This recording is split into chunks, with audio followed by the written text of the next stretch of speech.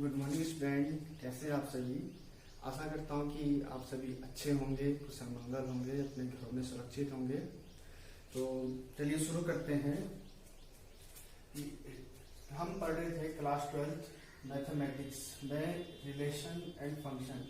इससे पहले की वीडियो में या इससे पहले के लेक्चर में हमने डिस्कस किया था रिलेशन के बारे में कि रिलेशन क्या होता है, कितने टाइप का रिलेशन होता है, उनको किस किस तरीके से रिप्रेजेंट किया जाता है। हमने वो सब पिछली वीडियो में डिस्कस कर लिया है। अगर आपने वो वीडियो नहीं देखी है तो पहले वो वीडियो देखें और फिर उसी के बाद इस वीडियो को देखें, क्योंकि जो आज हम पढ़ने जा रहे हैं बेसिकली फंक्शन। फंक्शन क्या होता है? स्पेशल टाइप होता है किसका? रिलेशन का। यानी कि फंक्शन और कुछ नहीं, एक रिलेशन ही होता है, लेकिन वो स्पेशल तरीके का रिलेशन होता है। अब वो किस तरीके का स्पेशल होता है वो भी आप देख लीजिए कि यहाँ मैंने एक रिलेशन लिया है, relation A to B such A B such that B is equal to 2a। B is equal to क्या है? 2a for A belongs to A, B belongs to B. ये हमारे पास रिलेशन है B is equal to 2a। इसके बाद set ए लिया हमने 1 2 3, सेट बी लिया है 1 से लेकर 7 तक। क्लियर? इसकी मैंने मैपिंग करी हुई है। मैपिंग देखिए, अब रिलेशन क्या है? B is equal to 2a। B is equal to 2a। अब ध्यान से देखिए, ए की जगह मैं 1 रखता हूं और ए बिलोंग कर रहा है किसको? ए को। सेट ए को बिलोंग कर रहा है तो 1 का जब यहाँ 1 पुट करेंगे तो हमें इमेज क्या मिलेगी? 1 की इमेज हमें क्या मिल रही है? 2 मिल रही है। क्लियर? 2 की इमेज क्या मिल रही है? 3 मिल रही है। 3 की इमेज क्या मिल रही है? 6 मिल रही है। क्लियर? अब आप इस रिलेशन में ध्यान से देखना, इस रिलेशन में जो सेट ए की जो एलिमेंट है इस रिलेशन में सेट ए के जो एलिमेंट्स है उनकी कोई ना कोई इमेज सेट बी में है। यानी कि सेट ए के जितने भी एलिमेंट है, 1 2 3, यहाँ 3 एलिमेंट है, तो तीनों एलिमेंट का इमेज सेट बी में हमें मिल रहा है। क्लियर? तीनों एलिमेंट का इमेज हमें कहा मिल रहा है? सेट बी में मिल रहा है। इस तरीके का जब भी कोई रिलेशन होगा वो रिलेशन क्या कहलाएगा? फंक्शन कहलाएगा। क्या कहलाएगा? फंक्शन कहलाएगा। फंक्शन क्या होता है? फंक्शन एक स्पेशल टाइप रिलेशन होता है जिसमें कि सेट ए के जितने भी एलिमेंट है, सेट ए के जितने भी एलिमेंट है उन एलिमेंट्स का केवल एक, ध्यान से देखना, इसकी डेफिनेशन में यहां लिख लेता हूं। Relation A to B is a function, is a function if दो कंडीशन है। पहली condition, if set A, if set element of set A, if elements of set A has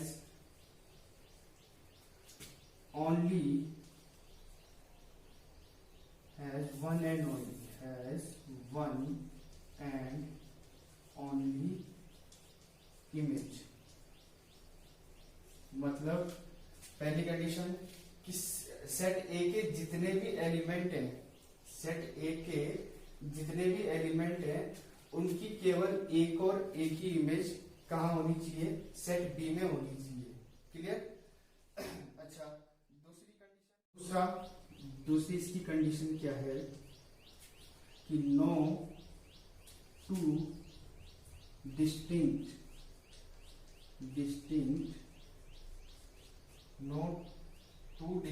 ordered pair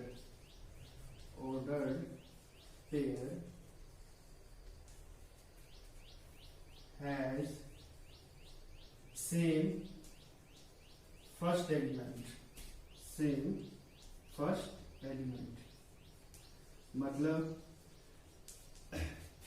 कि element of set A has one and only image, कि element of set A के जितने भी element है उनकी एक image होनी चाहिए कहाँ? बी में। दूसरी condition, no two distinct ordered pair has same first element, यानी कि इस रिलेशन में जितने भी हमें ऑर्डर पेयर मिलेंगे उन ऑर्डर पेयर का जो फर्स्ट एलिमेंट होगा ये फर्स्ट एलिमेंट, किसी भी ऑर्डर पेयर का फर्स्ट एलिमेंट सेम नहीं होना चाहिए। यानी कि कोई भी दो, अगर जैसे यहाँ पे हमने ले लिया, ये रिलेशन हमारे पास इस तरीके से आता है, 1 का रिलेशन 2 से, यानी 1 2 एक ऑर्डर पेयर हो गया, 2 का 4 से, यानी कि 2 4 हो गया, फिर 3 का 6 से, 3 का 6 से। ये अब यहां आप ध्यान से देखिए कि ये जो ऑर्डर पेयर है, ये जो ऑर्डर पेयर है, पहली बात इनमें एलिमेंट ऑफ सेट ए सारे के सारे एलिमेंट मौजूद है, 1 2 3, ये सेट ए को क्या कर रहे हैं, बिलोंग कर रहे हैं। क्लियर। दूसरा, किसी भी ऑर्डर पेयर का फर्स्ट एलिमेंट सेम नहीं है, किसी भी ऑर्डर पेयर का फर्स्ट एलिमेंट सेम नहीं है। Second thing, note one and only image, देखो एक का इमेज 2 है, 2 की इमेज 4 है, 3 की इमेज 6 है, यानी कि सबकी अलग अलग इमेज है। 1 का इमेज 2, 2 का इमेज 4, 3 का इमेज 6, यानी कि जितने भी एलिमेंट है उनकी एक एक इमेज है, सिर्फ एक एक इमेज है किसमें, सेट बी में। इस तरीके का जो रिलेशन होता है उस रिलेशन को हम क्या बोलते हैं, फंक्शन बोलते हैं। यानी कि अगर इसकी डेफिनेशन पे आए कि एक समुच्चय ए से समुच्चय बी का संबंध f एक फलन कहलाता है यदि समुच्चय ए के प्रत्येक अवयव का समुच्चय बी में एक और केवल एक प्रतिबिंब होता है। यानी कि सेट ए के एलिमेंट का सिर्फ एक ही इमेज होना चाहिए, कहा, सेट बी में। जितने भी एलिमेंट है, अगर यहाँ कोई सपोज मैंने ये यहाँ इस तरीके से लिख दिया कि यहाँ मैंने एक एलिमेंट और लिख दिया 4, क्लियर। अब देखो 4 को यहां पुट करेंगे तो कितना आएगा, 4 2 जा 8, 8 यहां नहीं है, यानी कि इस 4 की इमेज हमें यहां नहीं मिल रही है। तो इस तरीके का जो भी रिलेशन होगा वो रिलेशन फंक्शन नहीं होगा, वो रिलेशन क्या नहीं होगा, फंक्शन नहीं होगा। फंक्शन के लिए जरूरी क्या है, सेट ए के जितने भी एलिमेंट है उनका इमेज होना यहां जरूरी है। और कैसी इमेज, सिर्फ एक इमेज होना जरूरी है। अगर सपोज इस तरीके से भी आ जाता है, सपोज मैंने कहा कोई सेट ए है, कोई सेट बी है, इस तरीके से 1 2 3 में लिखा और ए बी सी यहां मैंने लिख दिया। 1 का रिलेशन बी से सपोज हमने ले लिया, 2 का रिलेशन सी से ये हमने ले लिया, 3 का रिलेशन अगेन हमने बी से ले लिया, 3 का रिलेशन हमने अगेन किससे ले लिया, बी से ले लिया, तब भी ये क्या होगा, फंक्शन होगा। लेकिन यहीं पे अगर मैं थोड़ा सा चेंज कर दूं, चेंज क्या किया मैंने कि इस 3 का जो रिलेशन है, इस 2 का रिलेशन सी से हमने लिया था, ये बी, इस 3 का रिलेशन मैं सी से ले लूं और इस 1 का रिलेशन मैं दोबारा ए से ले लूं। ध्यान से सुनना, 1 2 3 एलिमेंट है किसके, ए के। 1 की इमेज ए भी है, 1 की इमेज बी भी है, 2 की इमेज सी है, 3 की इमेज सी है। अभी इस बात को भूल जाओ, इस बात को भूल जाओ, यानी कि 1 जो एलिमेंट है सेट ए का उसकी इमेज और 1 को भूल जाओ। अभी सिर्फ 2 और 3 पे ध्यान देते हैं। तो ये अभी तक ये क्या है, फंक्शन है। क्यों, क्योंकि दोनों का क्या है, एक इमेज कहाँ है, बी में है। भले ही दोनों की क्या है, सेम इमेज है, लेकिन अलग अलग तो है, एलिमेंट क्या है, अलग अलग है। और दोनों की सिंगल इमेज हमें यहां दिख रही है, 2 की भी सी है, 3 की भी सी है, ऐसा पॉसिबल है। लेकिन अगर इसको इंक्लूड कर दें, क्योंकि 1 की एक इमेज ए भी है और 1 की एक इमेज बी भी है, यानी कि टोटल 1 की कितनी इमेज हो रही है, 2 इमेज हो रही है, तो ये फंक्शन नहीं होता है। फंक्शन के लिए क्या जरूरी है कि सेट ए के जितने भी एलिमेंट है उनका केवल एक ही इमेज कहां होना चाहिए, सेट बी में होना चाहिए। क्लियर। अब वो सेट बी में इस तरीके से भी हो सकता है, या एक से ज्यादा या 2 से ज्यादा जितने भी एलिमेंट है उनकी एक ही इमेज हो सकती है, वो पॉसिबल है। देखिए किस तरीके से हो सकता है, मैं आपको बता देता हूं।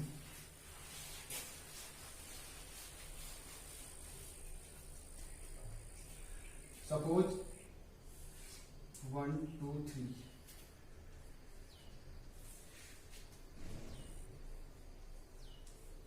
मैंने कहा ए की इमेज बी है, 3 की इमेज भी बी है और 2 की इमेज भी बी है। क्वेश्चन आता है क्या ये रिलेशन है? बिल्कुल ये क्या ये फंक्शन है? बिल्कुल ये फंक्शन है। क्यों? क्योंकि देखो इसमें ऑर्डर पेयर देखो, 1 का रिलेशन बी से, 2 का रिलेशन बी से, 3 का रिलेशन बी से। डेफिनेशन के हिसाब से कि first element of set A has one and only image. देखो सेट ए के 1 2 3 तीनों एलिमेंट की एक ही इमेज है। कहा? बी में। सेट बी में एक ही इमेज है, वो क्या है? बी है। उसने ये नहीं बोला कि सेट बी में भी अलग अलग एलिमेंट्स होने चाहिए। ध्यान से सुनना, सेट ए के सभी एलिमेंट्स का एक इमेज होना जरूरी है। कहा? बी में। क्लियर? अब तीनों एलिमेंट का एक ही इमेज हो सकता है, ये पॉसिबल है, जैसे कि यहां दिख रहा है आपको। ठीक। दूसरी बात क्या बोली थी कि अलग अलग ऑर्डर पेयर के फर्स्ट एलिमेंट सेम नहीं होने चाहिए। तो फर्स्ट एलिमेंट सेम नहीं है। क्लियर?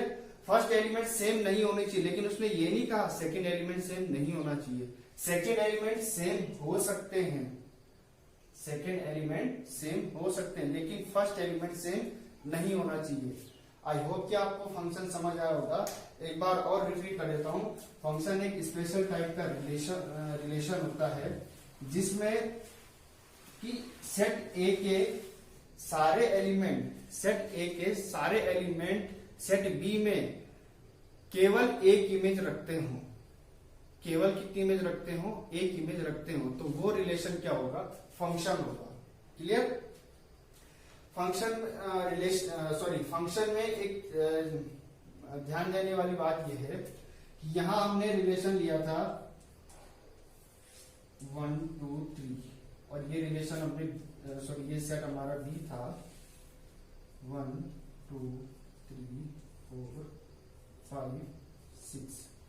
तो 1 का रिलेशन कहाँ था? हमारे 2 के साथ था, 2 का 4 के साथ था, 3 का 6 के साथ था। इस तरीके से रिलेशन था।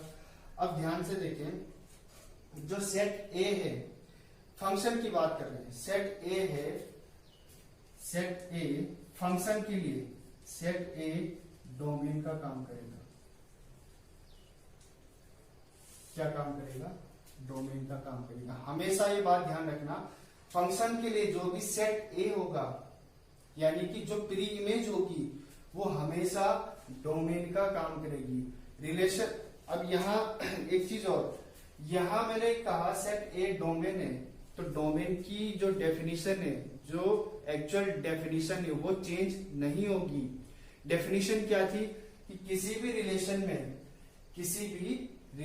में जो हमें ऑर्डर पेयर क्या होते हैं, मिलते हैं, जो भी ऑर्डर पेयर हमें मिलते हैं, उनका फर्स्ट एलिमेंट का सेट 1 2 3, उनका फर्स्ट एलिमेंट का सेट क्या होता है? डोमेन होता है। लेकिन आप यहां देखेंगे जो फर्स्ट एलिमेंट है 1 2 3, ये बिलोंग कर रहे हैं किसको?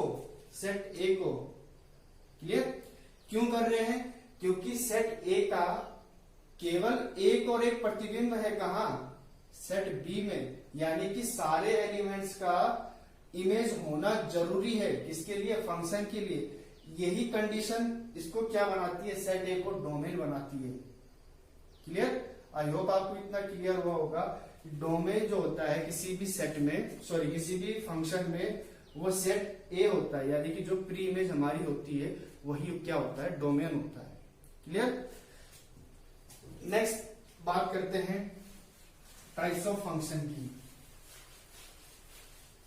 टाइप्स ऑफ फंक्शन में चलो पहले देख लेते हैं।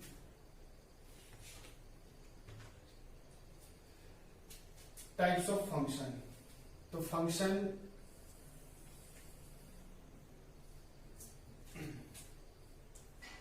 सबसे पहला टाइप है इसका वन वन फंक्शन या वन वन मैपिंग भी बोलते हैं, फंक्शन को मैपिंग भी बोलते हैं। Clear? One one mapping, Hindi में इसको बोलते हैं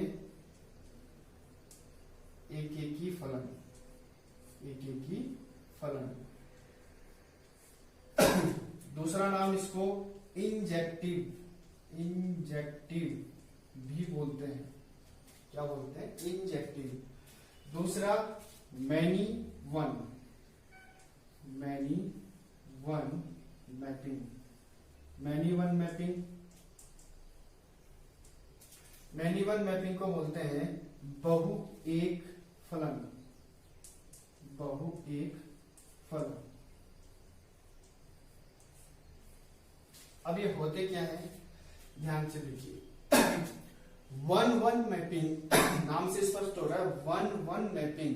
अब ध्यान से देखिए होता क्या है। सपोज हमारे पास ए और बी, ये कोई दो सेट हैं।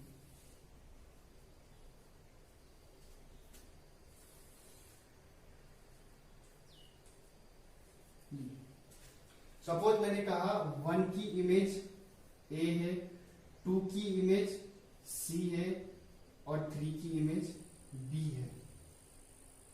ध्यान से, वन की इमेज ए है, टू की इमेज सी है, थ्री की इमेज बी है। इस तरीके का सेट क्या होता है? वन वन मैपिंग होता है। मतलब कि सेट ए के जितने भी एलिमेंट हैं, सबसे पहले तो बात आती है क्या ये फंक्शन है। पहले चेक करते हैं क्या ये फंक्शन है। देखो 1 2 3 तीनों की इमेज यहां हमें दिख रही है और इन तीनों में से किसी एक भी एलिमेंट की दो इमेज यहां नहीं दिख रही थी, यानी कि ये फंक्शन है। क्लियर? दूसरा 1 1 के लिए कंडीशन क्या है कि जो भी एलिमेंट यहां अपनी इमेज देगा वो एक डिफरेंट क्या देगा? इमेज देगा। यानी कि 1 की इमेज ए है, 2 की इमेज सी है, 3 की इमेज बी है। ऐसा नहीं होगा कि 1 की इमेज ए है तो 2 की इमेज भी ए हो जाए। 2 अपनी अलग इमेज देगा, 3 अपनी अलग इमेज देगा। क्लियर? 1 अपनी अलग इमेज दे रहा है, 2 अपनी अलग इमेज दे रहा है, 3 अपनी अलग इमेज दे रहा है। क्लियर? यानी कि सेट ए के जितने भी एलिमेंट हैं वो अपनी अलग अलग इमेज दे रहे हैं। कहा? सेट बी में। तो इस तरीके का जो फंक्शन होता है वो फंक्शन क्या होता है? वन वन फंक्शन या वन वन मैपिंग भी इसको बोलते हैं, इंजेक्टिव भी इसको क्या बोलते हैं? बोलते हैं। क्लियर? अब इसकी कंडीशन क्या होती है? कंडीशन देखो, सपोज मैंने कहा कि यहां मैंने कोई फंक्शन ले लिया F x is equal to 2x plus 3।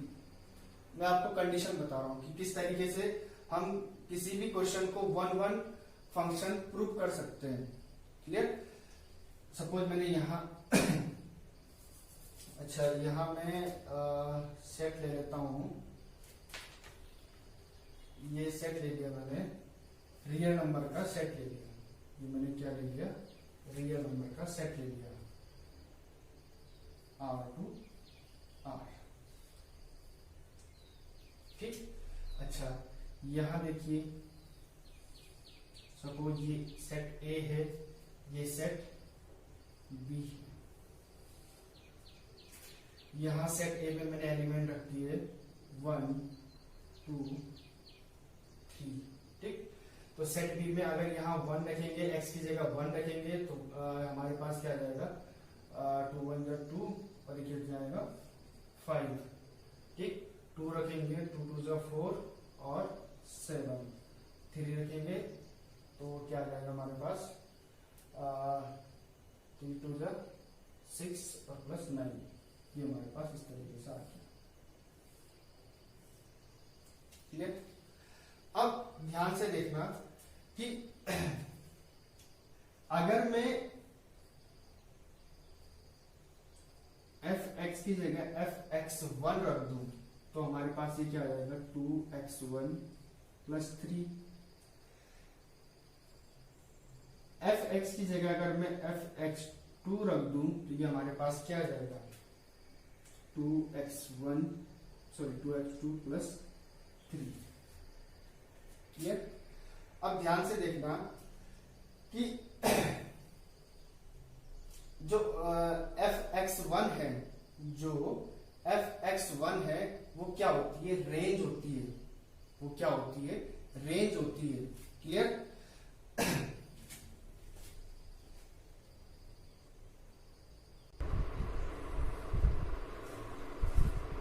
ध्यान से देखिए, यहां हमने x की जगह x1 और x2 पुट कर दिया। अब यहाँ पे मैं इसको दोबारा ड्रॉ कर देता हूँ, a इक्वल टू 1 2 3। क्लियर? अब यहाँ पे हमारे पास x की जगह हमने क्या रखा है, x1 भी यहाँ हमारे पास एक एलिमेंट हो गया, x2 भी हमारे पास एक एलिमेंट हो गया। क्लियर? b में क्या हो जाएगा 5 7 9। जब x1 रखा तो हमारे पास क्या आया, fx1 आया, fx1। x2 रखा तो fx2 आया। क्लियर? एक चीज ध्यान रखने वाली बात है, कभी भी जब भी हम फंक्शन को fx इज इक्वल टू कुछ भी लिखते हैं तो ये fx हमेशा क्या होती है, रेंज होती है। ये fx किसी भी फंक्शन की या किसी भी रिलेशन की क्या होती है, रेंज होती है। ये हमें क्या बताता है, रेंज बताता है। इसी fx को हम क्या रखते हैं, equal to y। fx equal to y। y क्या होता है, y होता है कोडोमेन। कोडोमेन या आपने जब क्लास 11th में आपने स्ट्रेट लाइन पढ़ी होगी तो y is equal to mx plus c, इस तरीके से आपने फंक्शन देखे होंगे। तो यहाँ पे fx क्या होता है, रेंज होती है, और y क्या होता है, कोडोमेन होता है। यहाँ पे मैं अभी इस पर साइन नहीं लगाता हूँ। y क्या होता है, codomain, fx is equal to range होता है। यानी कि बेसिकली हमारे पास ये क्या है, fx फंक्शन है किस, सॉरी fx रिलेशन है किसका, a टू b में। क्लियर? और b y इक्वल है किसके, y के, यानी y यानी कि कोडोमेन। कोडोमेन क्या होता है, सेट b होता है। क्लियर? अब यहाँ पे होता क्या है, 1 1 को प्रूव करने के लिए हमें करना क्या होता है कि अगर हम x1 और x2 इक्वल रख दें, अगर हम x1 x2 इक्वल रख दें, या फिर fx1 fx2 इक्वल रख दें। देखो मैंने कहा fx1 इक्वल टू fx2 हमने क्या रख दी, इक्वल रख दी। क्लियर? अगर fx1 और fx2 इक्वल है तो देन x1 होना जरूरी है, किसके लिए, 1 1 मैपिंग के लिए। ध्यान से सुनो, अगर हमारे पास सेट A में कोई एलिमेंट x1 और कोई एलिमेंट x2 है और उसकी इमेज fx1 और fx2 मिल रही है, अगर fx1 इक्वल है fx2 के, अगर fx1 fx2 के इक्वल है, if fx1 equal to fx2 then x1 equal to x2 होना जरूरी है, किसके लिए, 1 1 मैपिंग के लिए। किसके लिए जरूरी है, 1 1 मैपिंग के लिए। अब यहाँ पे इसको प्रूव भी कर लेते हैं, देखते हैं। ये हमने लिखे हैं fx1 हमारे पास क्या आया, 2x1 प्लस 3 और ये 2x2 प्लस 3। हमें क्या करना है, fx1 इक्वल टू fx2 हमें रखना है। देखो fx1 की वैल्यू क्या है, 2x1 plus 3 equal to x2 की वैल्यू, fx2 की वैल्यू क्या है, 2x2 प्लस 3। 3 से 3 कैंसिल हो जाएगा, 2 से 2 कैंसिल हो जाएगा, x1 इक्वल टू x2। जब भी ये कंडीशन होगी, ध्यान रखना, जब भी ये कंडीशन होगी कि fx1 equal to fx2 then x1 equal to x2, तो वो हमेशा 1 1 मैपिंग होगी। वो हमेशा क्या होगा, एक एक ही फलन होगा। जब भी कभी ऐसा होगा fx1 equal to fx2 then हमारे पास x1 इक्वल टू x2 आ जाएगा, तो फंक्शन 1 1 फंक्शन कहलाएगा, इंजेक्टिव फंक्शन कहलाएगा। क्लियर? इंजेक्टिव फंक्शन क्या होता है, 1 1 फंक्शन क्या होता है कि जब सेट A के जितने भी एलिमेंट है वो अपनी डिफरेंट इमेज दे रहे हैं, लेकिन एक ही इमेज दे रहे हैं, एक इमेज दे रहे हैं, लेकिन सारे एलिमेंट अलग अलग इमेज दे रहे हैं।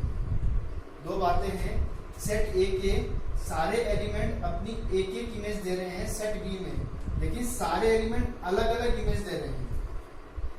क्लियर? आई होप कि आपको इतना एक क्लियर हुआ होगा। बात करते हैं मैनी वन फंक्शन की। मैनी वन फंक्शन क्या है उसको देखते हैं।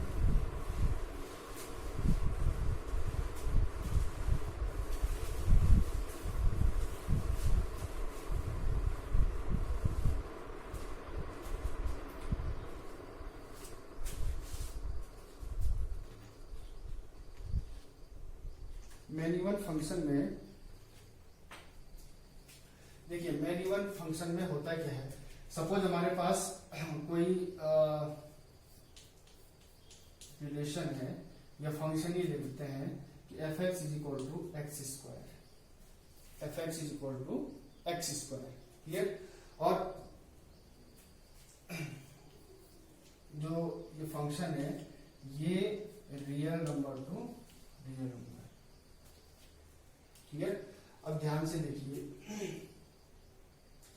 कि सेट ए में मैंने कोई एलिमेंट लिए, सेट ए में कोई एलिमेंट ऐसे लिए -2, -1 और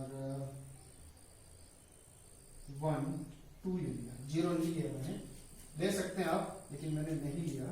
और यहां मैंने ले लिया 1 और 4। क्लियर? अब ये रिलेशन फंक्शन क्या है हमारे पास, F x is equal to x square, 2 का स्क्वायर 4 होता है, -1 का स्क्वायर 1 होता है, 1 का स्क्वायर भी 1 ही होता है और 2 का स्क्वायर भी 4 होता है। अब यहां आप क्या देख रहे हैं कि सेट ए के जितने भी एलिमेंट हैं वो अपनी एक एक इमेज दे रहे हैं। देखो यहां मैं लिख देता हूं, -2 इमेज दे रहा है अपनी 4, -1 इमेज दे रहा है 1 इमेज दे रहा है 1 और 2 इमेज दे रहा है 4। मैंने क्या कहा था, फंक्शन होने के लिए ऑर्डर पेयर के फर्स्ट एलिमेंट अलग अलग होने चाहिए। सारे एलिमेंट क्या हैं, अलग अलग हैं। यानी कि सेट ए के जितने भी एलिमेंट हैं वो अपनी अलग अलग इमेज दे रहे हैं। कहा? सेट बी में, सॉरी अलग अलग नहीं बोलेंगे, एक एक इमेज दे रहे हैं। सेट ए के जितने भी एलिमेंट हैं वो एक इमेज दे रहे हैं। कहा? सेट बी में। तो यानी कि ये फंक्शन तो है, ये फंक्शन तो है, लेकिन यहां देखिए आप -2 और 2 दोनों अलग अलग एलिमेंट है किसके, ए के, लेकिन इमेज जो सेम दे रहे हैं क्या, 4। इमेज क्या दे रहे हैं, 4। ऐसी -1 1 सेट ए के अलग अलग एलिमेंट है, 2 अलग अलग एलिमेंट है और दोनों ही क्या दे रहे हैं, एक ही इमेज दे रहे हैं 1। मैंने क्या कहा था, ये पॉसिबल है, ये क्या है, पॉसिबल है। जब भी ऐसा होगा तो वो क्या होगा, मैनी वन फंक्शन होगा। वो फंक्शन कैसा होगा, मैनी वन फंक्शन होगा। ठीक? इसको याद रखने के लिए आप सिंबल यूज कर सकते हैं, इस तरीके का सिंबल यूज कर सकते हैं, ग्रेटर देन का। क्लियर? यानी कि अलग अलग एलिमेंट है, 2 अलग अलग एलिमेंट सेम इमेज दे रहे हैं। क्लियर? अब मैनी वन को प्रूव करने की कंडीशन क्या है, मैनी वन को प्रूव करने की कंडीशन ये है कि सपोज हमारे पास f(x1) और f(x2) इक्वल है। If f(x1) equal to f(x2) then x1 is equal to हमारे पास ±x2 आना चाहिए। अगर ये कंडीशन है तभी हम किसी भी फंक्शन को मैनी वन फंक्शन कह सकते हैं।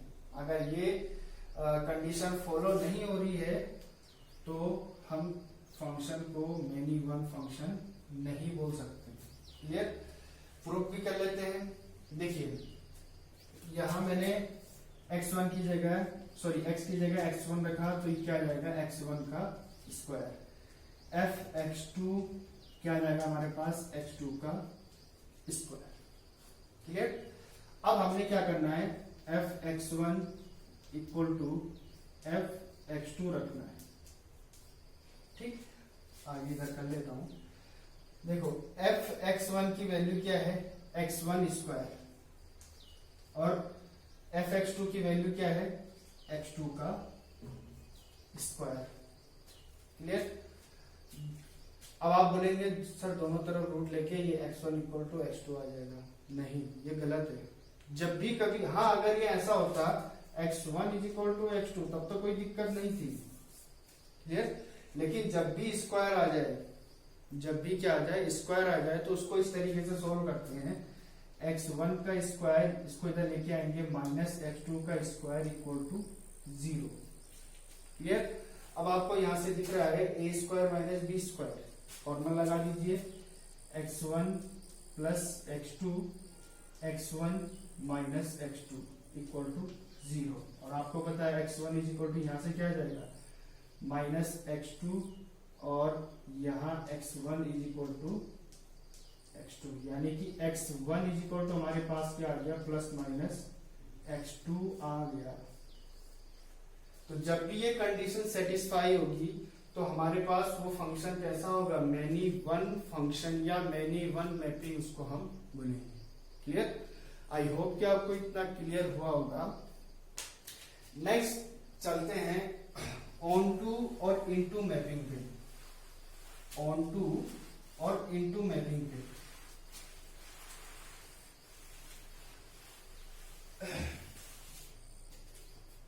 इसको भी मैं हटा देता हूं। बेसिकली ये दो टाइप के ही मेन हैं, ऑन टू और इनटू। हम इनके साथ भी इसको रिलेट कर सकते हैं। देखिए कैसे, सबसे पहले ऑन टू मैपिंग या onto function. Onto को हम सरजेक्टिव भी बोलते हैं। क्या बोलते हैं? सरजेक्टिव। ठीक, हिंदी में इसको आच्छादक फंक्शन भी बोलते हैं, आच्छादक फलन। अब ये होता क्या है, ध्यान से देखिए।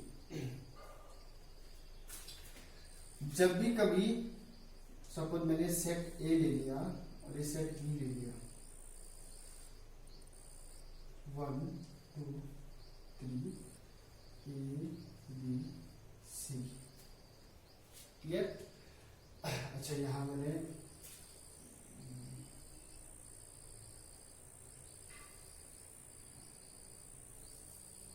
1 2 3 4 ले लेते हैं।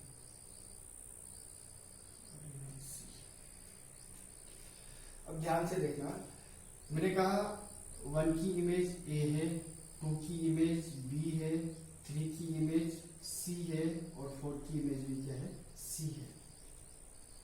1 की इमेज ए है, 2 की इमेज बी है, 3 की इमेज सी है, 4 की इमेज भी क्या है, सी है। पहली बात, क्या ये फंक्शन है?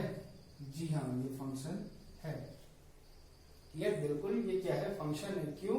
क्योंकि सेट ए के जितने भी एलिमेंट है वो अपनी एक इमेज दे रहे हैं, कहा, सेट बी में। क्लियर? दूसरा, ऑन टू मैपिंग के लिए ध्यान से देखना, ऑन टू मैपिंग के लिए यहां मैं कंडीशन लिख रहा हूं, जो रेंज होगी ऑन टू मैपिंग के लिए, जो रेंज होगी वो इक्वल टू कोडोमेन हो जाएगी। ये चीज हमेशा आप ध्यान रखना, जो रेंज होगी वो कोडोमेन के इक्वल हो जाएगी। किसके इक्वल हो जाएगी? कोडोमेन के इक्वल। यानी कि सेट बी का कोई भी एलिमेंट, ऐसा नहीं होगा जो किसी भी सेट ए से किसी भी एलिमेंट का इमेज ना हो। एक बार और रिपीट कर देता हूं, सेट बी में ऐसा कोई भी एलिमेंट नहीं होगा जो सेट ए के किसी भी एलिमेंट की इमेज ना हो। क्लियर?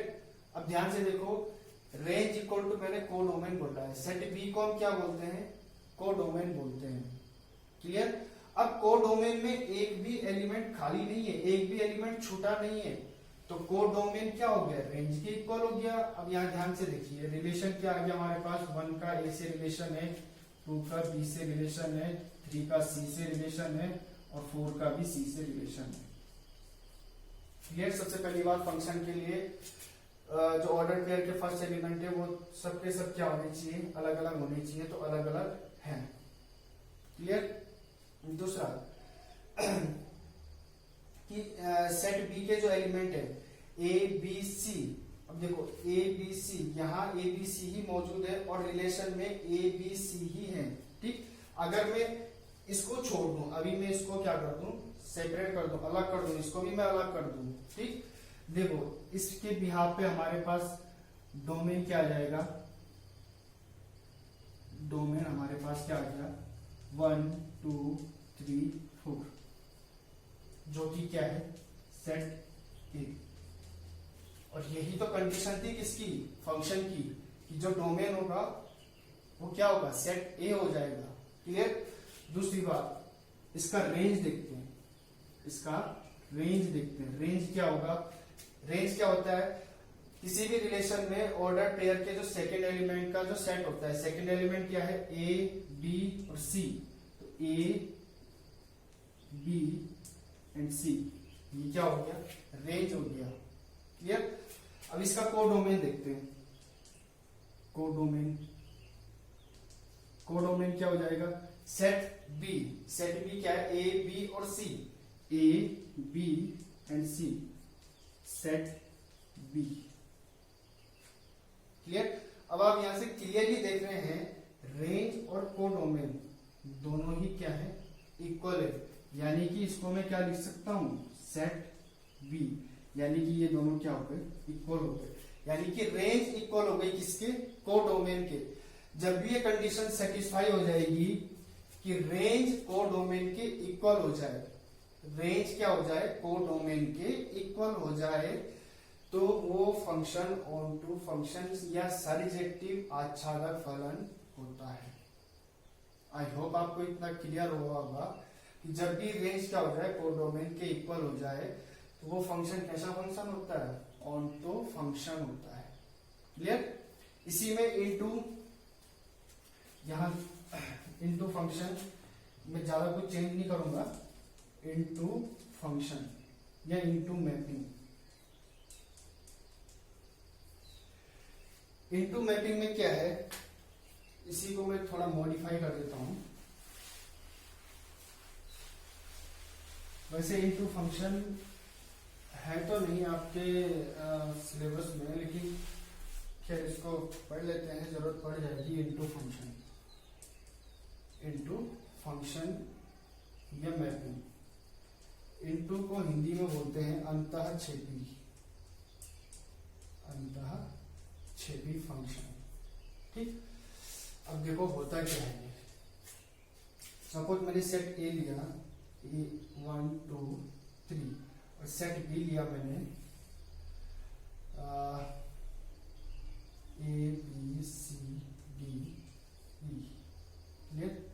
यहां मैंने ए का रिलेशन ए से, 2 का रिलेशन बी से, 3 का रिलेशन भी मैंने बी से ही कर दिया, और यहां मैंने एक एलिमेंट और ले लिया 4 का रिलेशन मैंने सी से कर दिया। क्लियर। अच्छा, यहां मैं रिलेशन के ऑर्डर पेयर लिख देता हूं, 1 A 2 B 3 B and 4 C. Clear. ध्यान से देखिए 1 2 3 4, जो इसके पहले एलिमेंट है वो सेट ए को बिलोंग कर रहे हैं, यानी कि हमारे पास डोमेन क्या आ गया, सेट ए। सीधे सीधे हमारे पास डोमेन क्या आ गया, सेट ए आ गया। क्लियर। बात करते हैं इनटू फंक्शन में। इनटू फंक्शन की कंडीशन क्या है कि सेट बी में जितने भी एलिमेंट हैं, सेट बी के जो भी एलिमेंट हैं, ठीक, उन एलिमेंट्स में से कम एक एलिमेंट ऐसा होना चाहिए, ध्यान से आई रिपीट, सेट बी के जितने भी एलिमेंट हैं, सेट बी के जितने भी एलिमेंट हैं, उन एलिमेंट में से कम एटलीस्ट 1, कम से कम एक एलिमेंट ऐसा होना चाहिए जो सेट ए के किसी भी एलिमेंट की इमेज ना हो, ध्यान से, सेट बी में कोई भी एक एलिमेंट ऐसा होना चाहिए जो सेट ए के किसी भी एक एलिमेंट की क्या ना हो, इमेज ना हो। यानी कि ध्यान से इसको मैं इस तरीके से रिप्रेजेंट कर रहा हूं, ए बी, सपोज ये क्या है,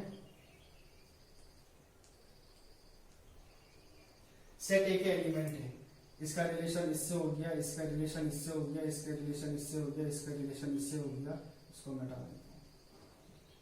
अब यहां देखो, एक एलिमेंट किसका, सेट बी का बच गया। अगर एक एलिमेंट भी बचता है तो वो इनटू फंक्शन होता है, वो क्या होता है, इनटू फंक्शन होता है। क्लियर? एक से ज्यादा भी बच जाते हैं तब भी वो इनटू फंक्शन होगा, अंतःक्षेपी फंक्शन होगा। क्लियर? यही था इनटू और ऑन टू। अब इसके बाद ऑन टू को पढ़ते हैं हम 1-1 के साथ, मतलब जो आपके सिलेबस में बहुत ही इंपॉर्टेंट है, यहां से क्वेश्चन भी आता है एग्जाम में। 1-1 onto, 1-1 onto function.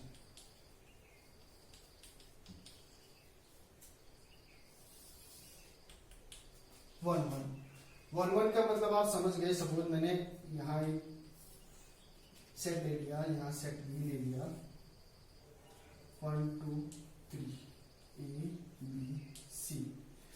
1-1 क्या कहता है कि सेट ए के जितने भी एलिमेंट हैं वो अपनी एक इमेज देंगे सेट बी में, लेकिन वो इमेज अलग अलग देंगे।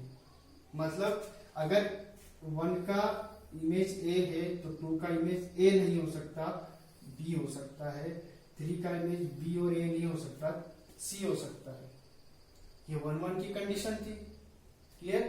1-1 की कंडीशन क्या थी कि सेट ए के जितने भी एलिमेंट है, सबसे पहली बात तो वो अपनी एक इमेज देंगे कहा, सेट बी में।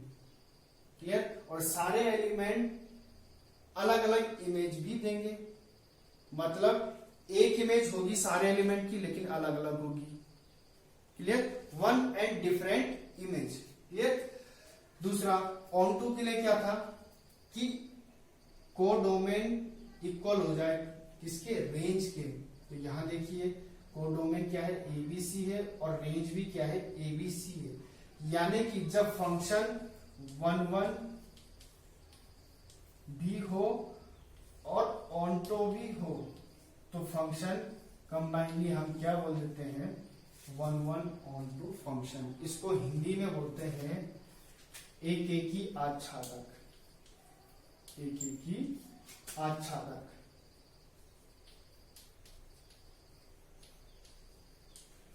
और इसका एक नाम और है बाइजेक्टिव। इसको बाइजेक्टिव फंक्शन भी बोलते हैं। बाइजेक्टिव क्यों बोलते हैं, क्योंकि ये 1-1 भी होता है और 1-2 भी होता है। क्लियर? आई होप कि आपको इतना ही क्लियर हुआ होगा। इसके रिगार्डिंग कोई भी डाउट अगर आपके मन में हो तो आप कमेंट बॉक्स में लिख के मुझे पूछ सकते हैं।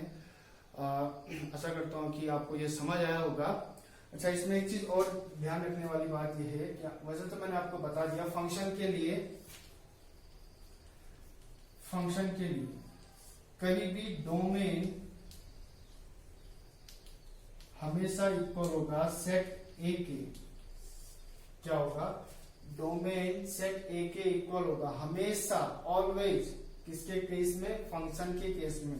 लेकिन इसका यह मतलब नहीं कि यहाँ पे डोमेन की डेफिनेशन ही बदल जाए। डोमेन की डेफिनेशन वही रहेगी कि किसी भी रिलेशन में जो भी ऑर्डर पेयर हमें मिलते हैं उनके जो फर्स्ट एलिमेंट का जो सेट होता है वो डोमेन होता है। क्लियर? वो अलग बात है, फंक्शन में जो फंक्शन में रिलेशन होता है और उस रिलेशन या उस फंक्शन में हमें जितने भी ऑर्डर पेयर मिलते हैं उनके जो फर्स्ट एलिमेंट होता है वो सेट ए को ही बिलोंग करते हैं सारे के सारे। क्लियर? आई होप कि आपको इतना ही क्लियर हुआ होगा। और कोई भी डाउट हो तो आप मुझे पूछ सकते हैं, कमेंट बॉक्स में लिख सकते हैं। Thank you class.